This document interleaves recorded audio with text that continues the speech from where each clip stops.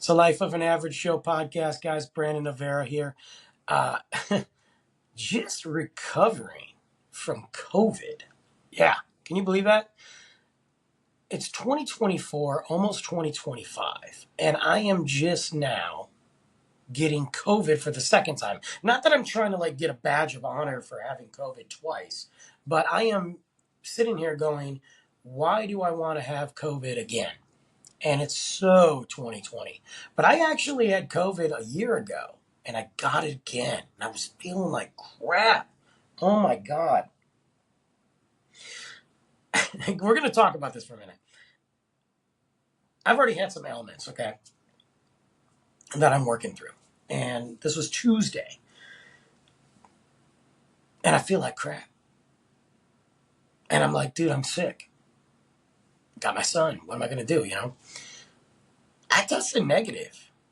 And then I tested positive after, anyway, super weird. But I'm okay. I'm good. I'm back working, so it's not like it was that big of a deal. It really wasn't. It was more like a day of crap, a day and a half, and then right now I got a stuffy nose. That could just be a cold. But the weirdest thing that I've experienced when I had COVID last year was I didn't like drinking water. Which, if you guys have listened to the show long enough, I drink water regularly. Like, I don't even hide it. I'm not professional. Like, oh God, I gotta edit this out. I don't care. And I couldn't drink coffee. Coffee made me sick. Like the taste was off. And then you want to put healthy things in your body when you're hungry with COVID or any sickness. But with COVID, it was like weird pregnancy cravings. I just wanted fast food like Coke and Dr. Pepper and Sonic. And I remember last year when I had it, I drove to Cane's because they had the new Post Malone cups. And I had COVID, so I just drove to Cane's, got me a Posty cup. Guys, I don't even like Cane's. I've been to Cane's 3 times. Once when it first came out, and then the other 2 times during COVID, so I could get 2 Posty cups and have my 2 Post Malone cups. And then I just went and bought a Post Malone cup for the 3rd time without eating. Guy's trying to give me a hard time by the way. You gotta buy a meal. Give me the freaking cup, bro. Ain't nobody eating your overpriced, gross, freaking flat, soggy chicken nugget craps, and they just want the cane sauce that you can make in your kitchen. It's not that big of a deal. Just give me the Posty cup. Same thing happened this time around. It's crazy. So I was delayed on, going to all the Deadpool Wolverine events I was supposed to go to. By that, I mean to try to chase the popcorn bucket. And I look, despite the popcorn bucket situation, and I'm a boy. I'm a 12-year-old boy that wants to collect crap that I'm never going to use. I don't care. I'm single. I'm 45, almost 46. We're not going to tell anybody. I work my butt off. And I just want an outlet for a few things. And that outlet is physical media, because I believe we should always have physical media. And clearly, based on the way the streaming services are going, I was right.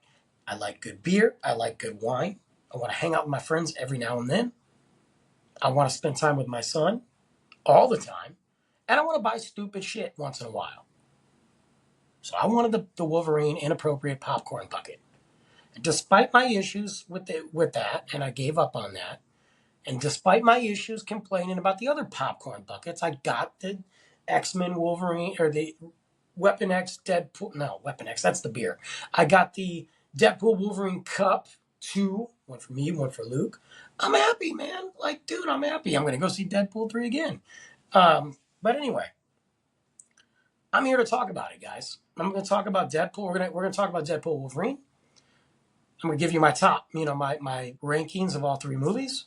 We're going to talk a little bit about what happened this past weekend with the Comic-Con and what happened at the MCU Marvel Hall and the big announcements that I'm sure you guys have already heard. We're going to dive into that a little bit. So there are going to be some spoilers. I'm not going to really break down every single cameo that hit the movie. I'm going to talk about some. If you have not seen it, I highly recommend that you come back and watch and listen later. If you have seen it, then come on, dive in. Let's go. If you don't care and you just want to hear my lovely voice, then stay a while. Let's talk. I look. I don't even know where to begin.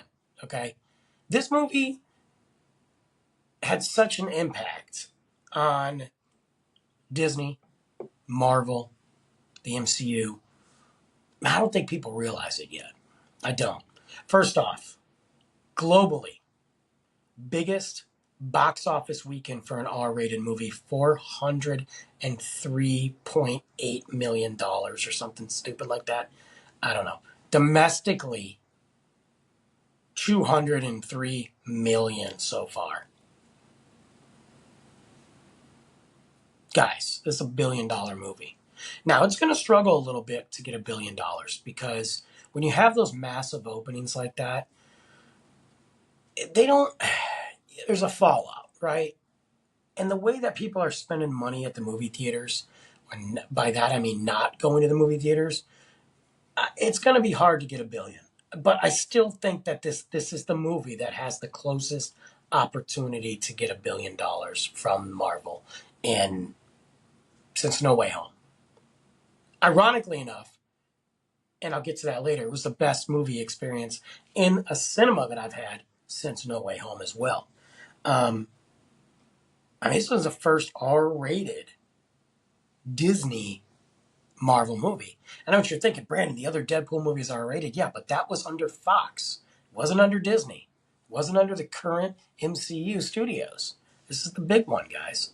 Not only did it, from a storyline standpoint and from a character standpoint, not only did it bring Deadpool into the MCU, whatever timeline that may be, whatever Earth that may be, whatever they want to do with Deadpool, he is now in the MCU. It also brought Wolverine into the MCU, Hugh Jackman, until you're 90.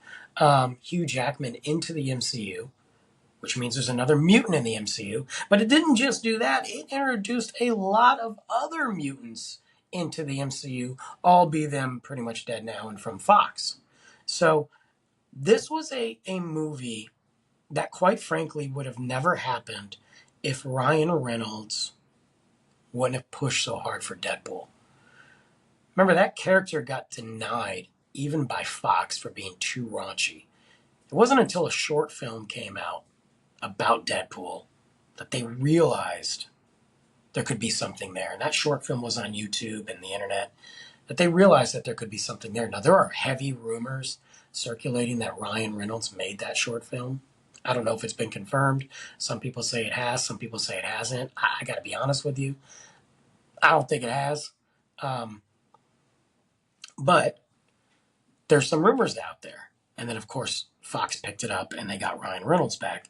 Thank God. Otherwise, the only weird version of Deadpool we would have had would have been from Wolverine origin story. And God, that was pathetic.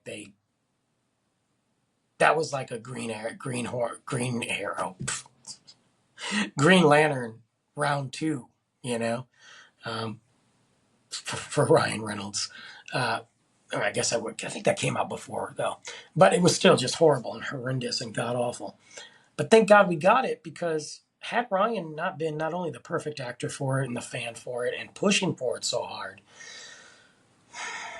who knows if this would have ever even came to be and would it ever even been as big as it was. So we got the perfect casting. It was one of those moments, like it was back even when like you look at Wesley Snipes as Blade and go, dang, that's perfect. RDJ, dang, that's perfect. Ryan Reynolds, dang, that's perfect. Like you have those moments, Hugh Jackman, dang, that's perfect. Before I get into the movie, I want to rank my my Deadpool movies. There's only 3 of them, so I'm going to start off at the bottom, number 3. Number 3, I'm giving it to Deadpool, the first movie. I do think that Deadpool, the first movie, is good. I think it set up Deadpool good. It introduced the world to Deadpool. It had the feel of Deadpool. We had other characters in there. The jokes were hitting. The action was hitting. Soundtrack was great. It's good. It's a perfect, first movie into the franchise. But that's coming in at number 3 for me.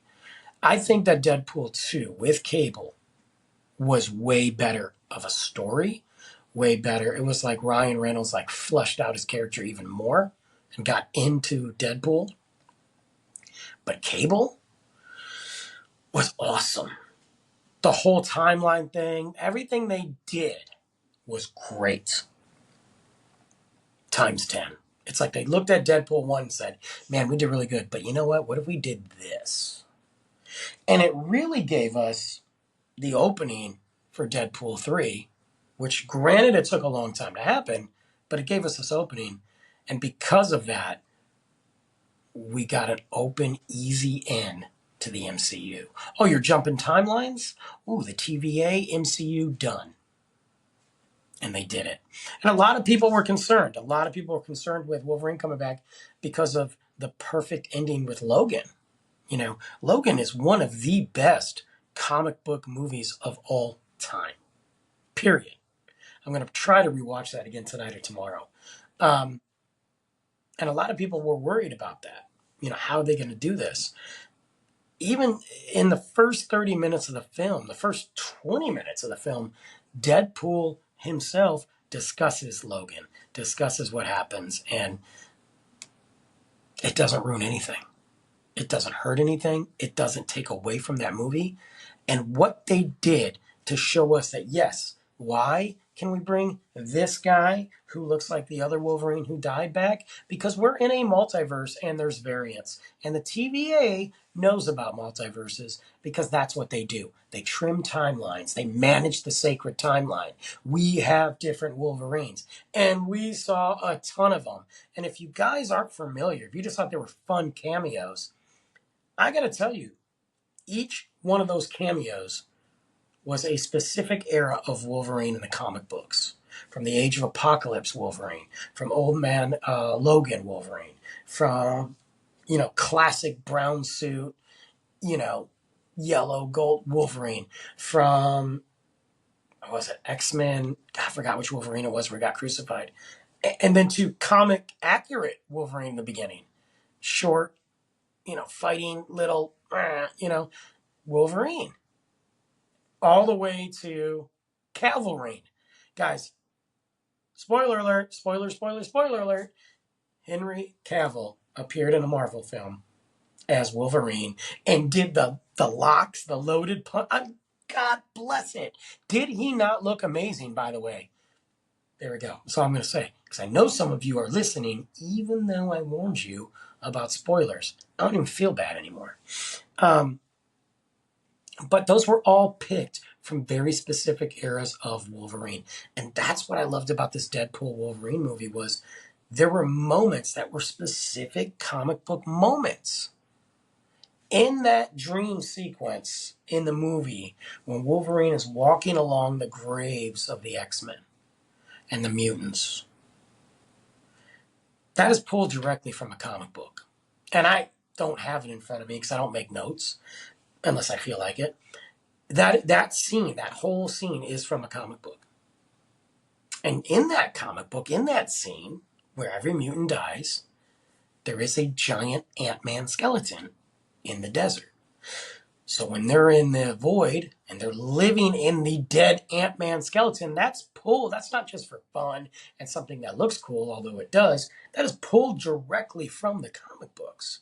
So the movie has so many moments, so many shout outs, not just for other actors and inside tea and post, MCU movies, but for comic book fans. The movie knew what to do and take these scenes from all these different moments of Wolverine, Deadpool, Marvel history, and put them into the movie. And to me, that was amazing. And it went so far as to dive into off-screen jokes. When he's talking to Elektra and he's like, Daredevil's dead. Or Daredevil, and she's like, dead. And he's like, sorry about that. She's like, I'm not. Well, who played Daredevil prior to the great Charlie Cox we have right now? Ben Affleck. Who was Elektra married to? Ben Affleck in real life. There's so many jokes. The joke about Gambit. Everything in that movie dug deeper than just, oh, this is nerd stuff. And it gave us plenty of nerd stuff. But it also was a very nice swan song, in my opinion, for Fox. Look, when you look at what Fox did and with Marvel, they had a lot of movies. I mean, look at the X-Men. Look, we were all excited when X-Men came out. Okay? We were all excited. Was it good? Come on, guys. I think it's okay to tell everybody that it's not good. That the lines were bad and the movie just wasn't good. X-Men 2. Was it good? Not really. X-Men 3. Was it good? No, definitely not. Did we have some cool moments? Yeah, we had some good casting too. I mean, Professor Xavier, Magneto, Wolverine, Halle Berry, even as Storm, wasn't that bad. We had some good casting in it, just bad writing. But look at what else they did. They gave us 2 Fantastic Four movies that, quite frankly, were both better than the horrific remake we got. And let's not forget Blade. Without Blade, we don't have Marvel today because Blade was the savior. When Marvel was about to file for bankruptcy, Blade the movie came out and saved them. Sure, they had to sell some of their entities to 5 different companies and all that to survive after that, but Blade saved them. And Wesley Snipes was perfect. Now, all 3 of his movies good? Nah, 1's the best, 2's pretty entertaining, 3's crap. Doesn't matter though. He's still very good in it. We got so many different characters. So many different characters from Fox. And they gave us that knowledge, that swan song. And Ryan Reynolds, being the man he is, and Disney being who they are now, owning Fox, took the struggle of Deadpool trying to make more movies during this merger and buy-in and all that, and put it in a Marvel movie. And we saw it. And it was, look, I said it before, I could watch Deadpool and Wolverine walking down the yellow brick road for an hour. And it's more entertaining than half the movies out there. Is the story of Deadpool and Wolverine like the best? That's really not. It gives us the TVA and it gives us moments. And then towards the end, it kind of loses some stuff. But the reality is, in a Deadpool movie, you don't need a cinematic connection. You don't need to be watching 24 other films. I don't need to go back and watch, the first Iron Man movie through Black Panther to understand Deadpool. And I shouldn't. And I think that that's one of the things they handled really well with this Deadpool movie, because they gave us the TVA, which we know is connected to the major storyline going on right now in the multiverse. We knew that was 2 seasons of Loki. We saw it in Deadpool. I love that because it connects. They talked about timelines. They talked about variants. So it connects to whatever is going to happen with Marvel. But the whole movie wasn't based on connection. It was like you could literally, and I say it to this day, or I'll say this, you can watch that by itself without seeing the other 2 Deadpool movies if you don't want to, and still feel like I know who he is now. And I believe there are some people that have, based on when Deadpool first came out. You can also sit here and say, okay, Wolverine, I'm familiar with him, but maybe I didn't watch the X-Men movies, but let's not forget, he was in Days of Future Past, which was probably the best X-Men movie out there. And he was in it. But they're very familiar with Hugh Jackman and who he is.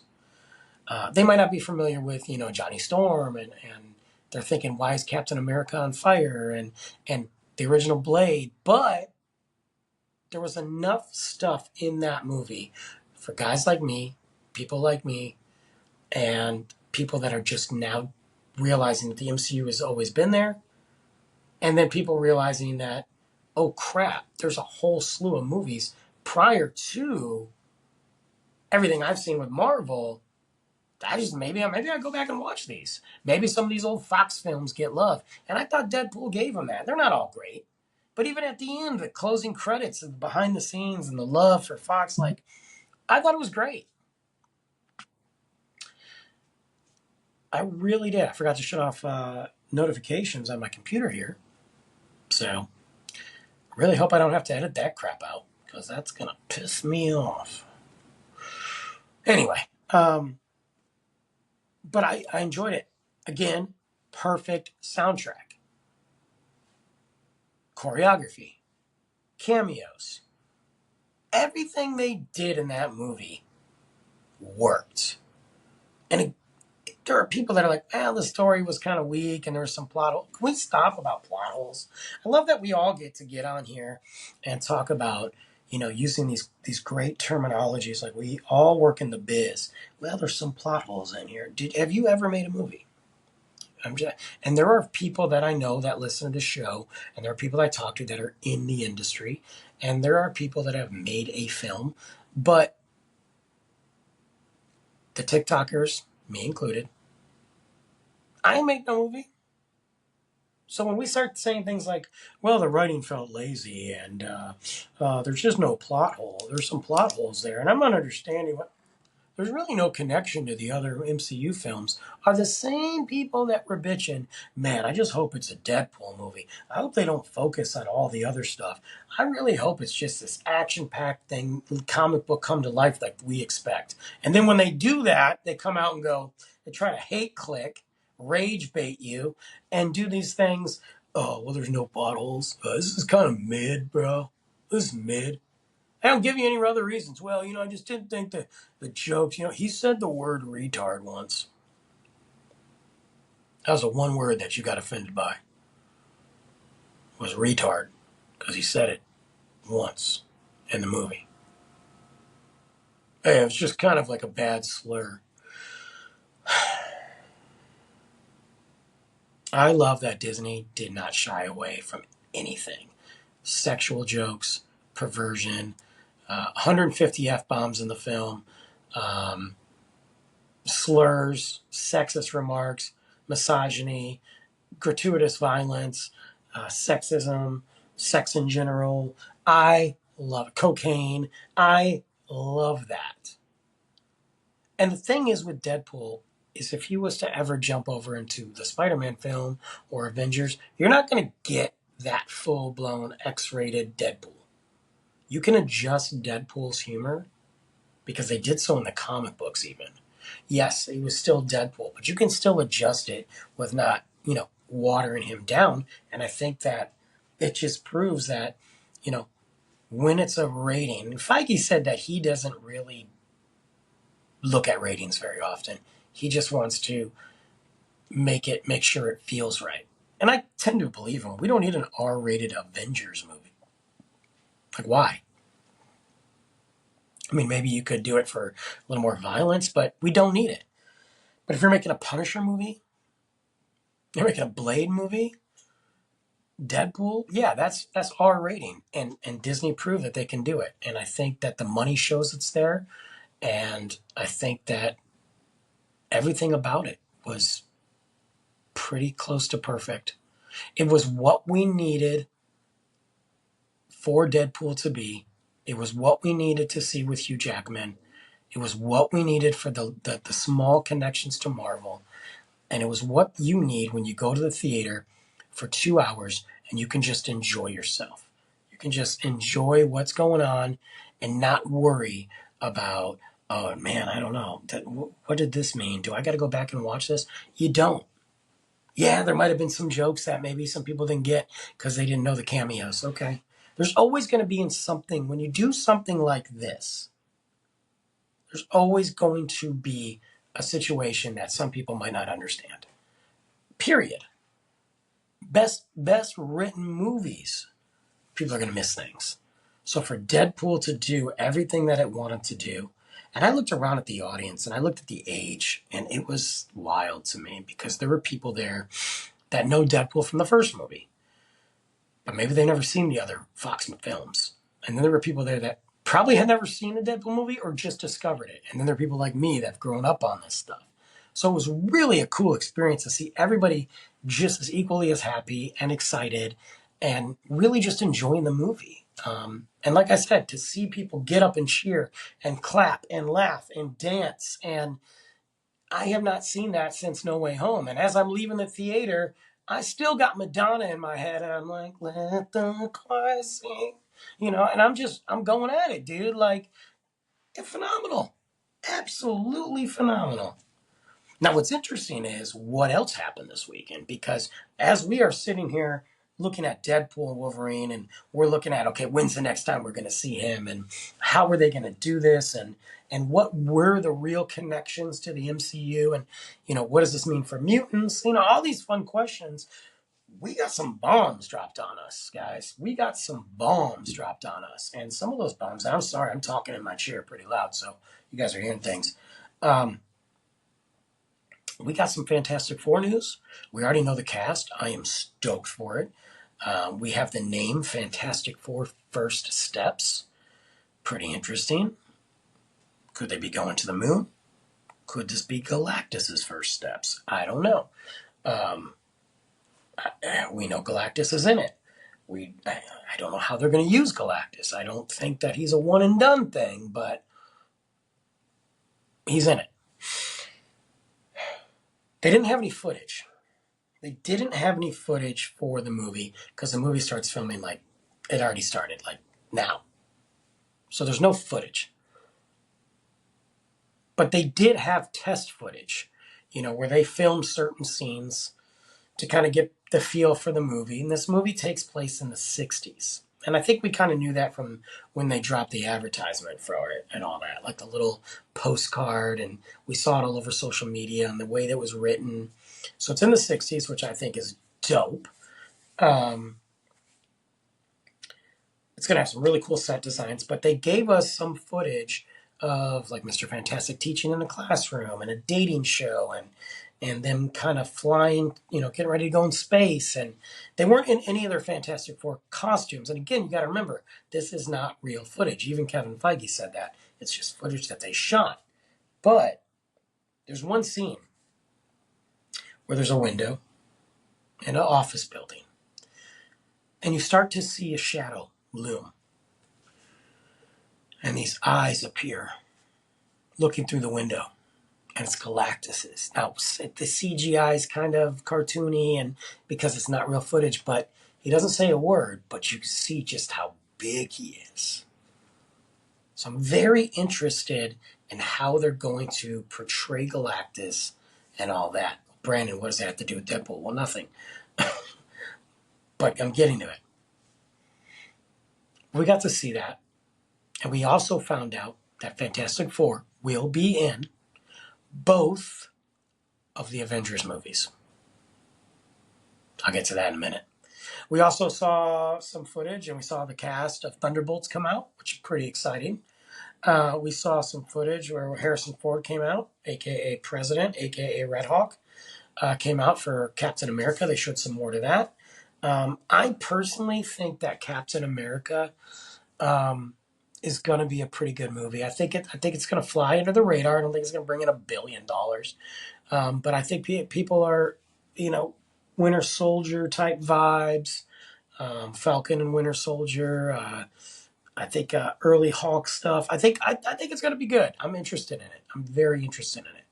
I don't think it's going to have much connection to maybe some, post-credit scenes, maybe to any of the stuff that's coming with Avengers, but I could be dead wrong. But the biggest announcement was the Russo brothers coming back. This thing's just freaking buzzing all over my computer. The Russo brothers coming back. And we heard that to direct the next 2 Avenger films. Secret Wars. Okay, Secret Wars. We know Secret Wars is coming. We knew about that. That's been in the works, and they've been building towards that. That was announced before, but they've been building towards that with the Kang storyline, with the multiverse, all that. But before we get Secret Wars, and guys, I apologize for these stupid notifications that are popping on my computer. I can't shut them off. Here's the thing that sucks, okay? Riverside, I am not the biggest fan right now. And the integration that Spotify did, it's not great. And I'm going to stop actually probably using Riverside just to go on record here because I'm getting pretty pissed off right now that this is happening. Um, my biggest thing is their editing stuff is not great. The way that they sit there and tell me I can block out. No, and I have notifications on my emails because I'm expecting emails. But I even closed out my Gmail, and I should be able to block those notifications from just, and it's not. And I'm just gonna stop right now. Woosah. Anyway, but before we get to Secret Wars, we have the Kang Dynasty, right? No, we don't. We have the Russo brothers bringing Avengers Doom. I almost said Doomsday. I probably did. Doom. What does that mean? It means Doctor Doom. Now, you guys know Jonathan Majors got fired, okay? And whatever we believe happened, he got let go. We saw Jonathan Majors play 3 different Kang variants, and he played them epically. And we saw one of the most vicious ones, allegedly, die in Ant-Man. I don't think he was dead, and I think had that story played out, we would have saw otherwise. I don't think that Marvel handled Kang well at all. Matter of fact, I don't think that they've handled the multiverse story very well, to be honest with you. Minus Deadpool and minus, No Way Home. I don't think that. I think they had an opportunity with Doctor Strange and the Multiverse of Madness, which I absolutely love. And I love that we saw Wanda, Scarlet Witch, just be who she was. I love the horror aspect.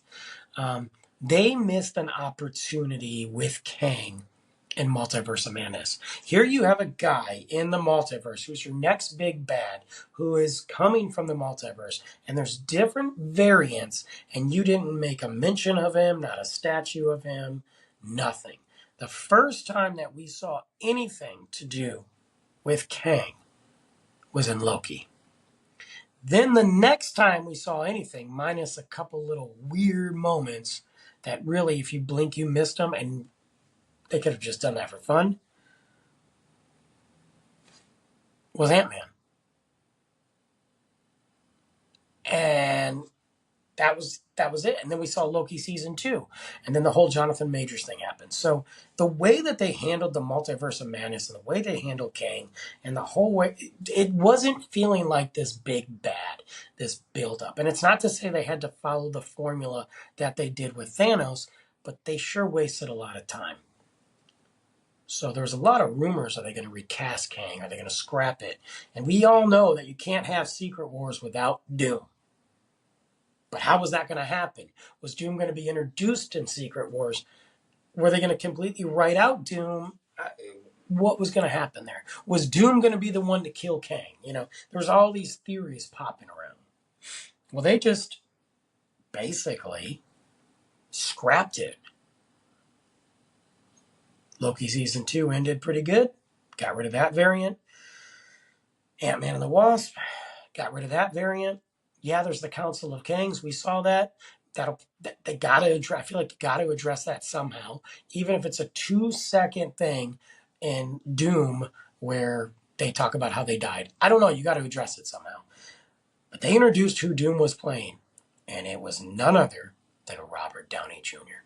would be playing Doctor Doom. So you have the Russo brothers shocking the world with Robert Downey Jr. coming back to Marvel as Doom. And it's crazy to me. And some people don't like it. Some people think it's a desperation, and some people think it's just for the money. And look, I'm gonna tell you right now, it could be all that. It could be all that. They could desperately need the money. Because think about it, you are trying to build something with a character, and now that main character that you were putting on the shoulders for at least the next 2 to 3 movies is done. You can recast him, but you have an opportunity here to say, nah, let's pivot and go this route. What better person to come back to the MCU? Robert Downey Jr. Now, I know what you're saying, Brandon. He doesn't even look like Doom. Won't these people recognize him as Tony Stark? But you got to start thinking about some of these things, guys. This is a Marvel multiverse. In another universe, he could be Victor Von Doom. All it means is that there's a variant out there. They had an alligator Loki, for God's sake, and a dog Deadpool. Didn't have to look like anybody. He was just a Deadpool. They could have a Chinese cat, Siamese cat playing Victor Von Doom. Victor Von Doom could be a dwarf, like in a multiverse. So, yes, this person could be Victor Von Doom and look exactly like Tony Stark from another universe. And guess what? The guy who looks like Victor Von Doom could be Tony Stark in that universe. That's the thing with variants. But you also have to realize in the comic books, the connection between Iron Man and Doctor Doom. At one point, Iron Man becomes Doctor Doom, and Doctor Doom becomes Iron Man. And the infamous Iron Man, look that up. There's a lot of storylines there that can happen. We also don't know what they're going to do. And I don't think personally that this is going to be Doom, like the Doom that we're going to be with for a while. Dude, you could see Robert Downey Jr. in one movie as Doom. All of a sudden, you're going to see the real Doom, which could go right into Secret Wars. And he's going to be through the whole thing of Secret Wars, or he could be teased in Fantastic Four. He could be then in, he could be teased in Captain America still. He could be then in Doom, and then in Secret Wars, and then beyond that. Like, they're not going to bring Doctor Doom in just for a couple movies, guys. I just don't see that. He's too good of a character. They'll give him a big role, maybe give him a break. But I don't think that. And I don't think that Robert Downey Jr., no matter how much the money he got, is going to be the Doom for the next 3 or 4 movies. I don't believe it. I think there's so much potential with that.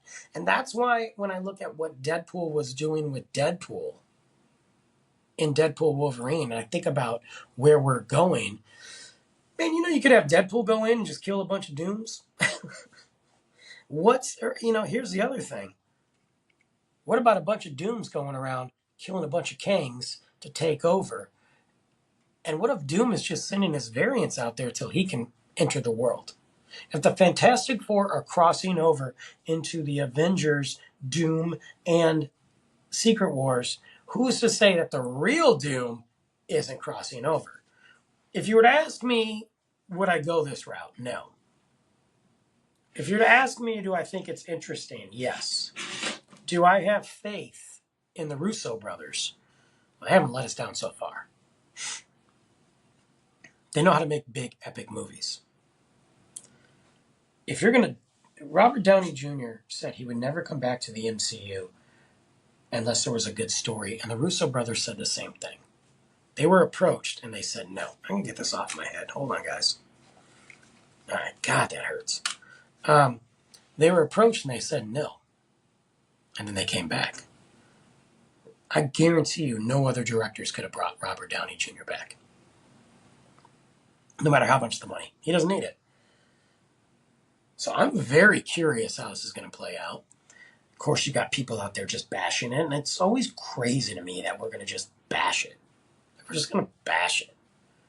We're not even going to give it an opportunity. And if you talk anything positive about it, you bash it. People just bash you. It doesn't make sense to me. If you don't like it, don't go see it. I don't know what to tell you. You want to discuss it instead of saying, that's weak. Tell me why it's weak so that I can tell you a counterpoint. I'm not here to change your mind on it.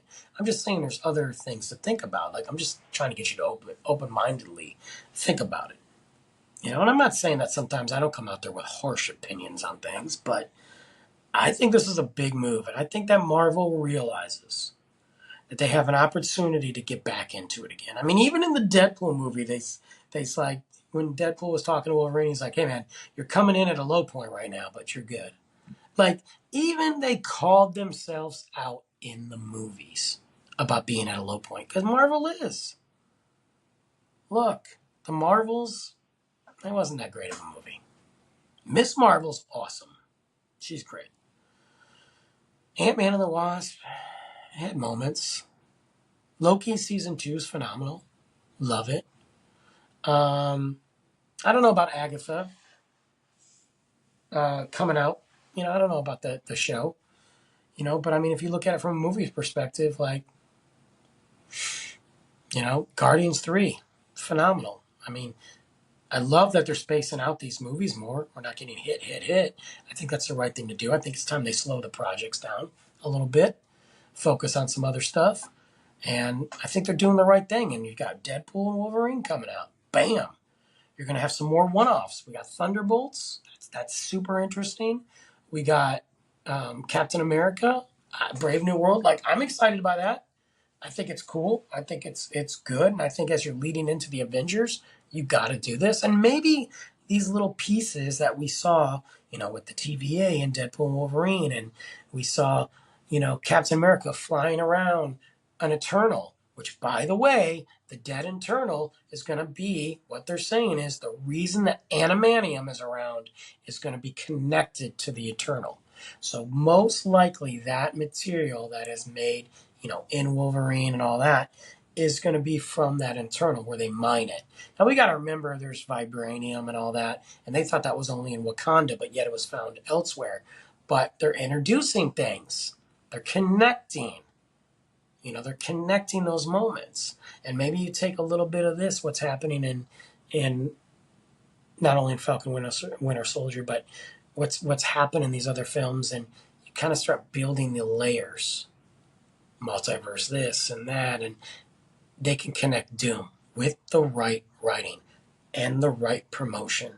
So they've got to be able to pull this off. Because I'm going to tell you right now, you can bring RDJ back, but if it doesn't have good writing and you don't do these characters justice, James Gunn's over there at DC. Despite the DC fanboys hating when nothing is happening, granted, I don't think they should have made a Superman movie. He should have gone somewhere else. That's just my opinion.